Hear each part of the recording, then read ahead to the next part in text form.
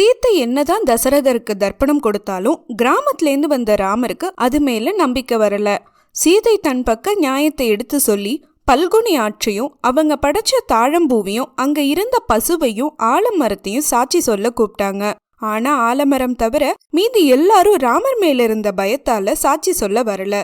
சீத்தையும் ஆலமரத்தையும் நம்பாத ராமர் அவரு கொண்டு வந்த தானியத்தை சீத்தைய சமைக்க வச்சு மறுபடி தர்ப்பணம் கொடுத்தாரு. இதற்கு அசிரியா வந்த தசரதர் தனக்கு சீத்தை ஏற்கனவே தர்ப்பணம் கொடுத்ததா சொன்னாரு. ராமர் தன்னுடைய தவறு நினைச்சு வருந்தினாரு.